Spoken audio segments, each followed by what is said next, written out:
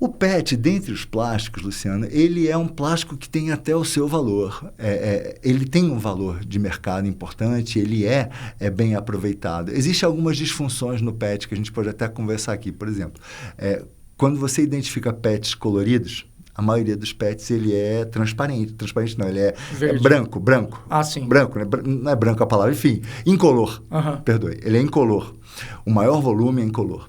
Esse PET ele vai precisar ser reciclado com os incolores. O verde com os verdes. Só que às vezes surgem plásticos PET com cores exóticas, e aí isso não dá escala. Então, isso não seria uma boa prática. Mas acontece do ponto de vista do marketing que uma empresa quer atrair um...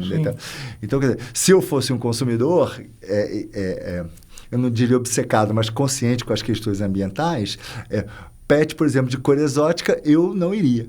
Mas não é o caso do governo entrar e proibir, por exemplo? Não é mais simples? Mas sempre que a gente entra nessa... Já que é um problema, sempre que a gente entra... Uma das leis que está em trâmite hoje se depara com essa questão. Eu acho que uma solução, talvez, mais negociada e que priorize, do ponto de vista econômico, por exemplo, embalagens incolores, seria um caminho mais natural até. Então, o PET ele tem o seu valor. Eu não estou com o número certo, talvez 30 e poucos por cento, quase 40%, e ele é reprocessado, que é um número razoável. Agora, há outros tipos de plástico que, de fato, são mais problemáticos.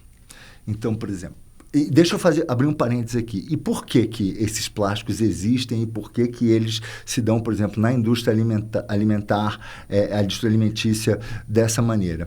Porque a preocupação também do fabricante é em criar uma embalagem segura para o consumidor.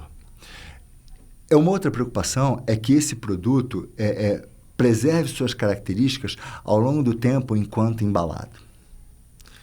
E isso é ideal até que o produto vá para a prateleira, porque ele consegue ter um prazo de validade, não existe ingresso de oxigênio ou de outros tipos de gases que venha a determinar a degradação do produto, contaminação do produto. Então, do ponto de vista sanitário, vamos colocar dessa maneira, é importante que seja dessa forma. Todavia, depois que essa embalagem ingressa no consumo e ela é dispensada, o nível de tecnologia nela é muito alto.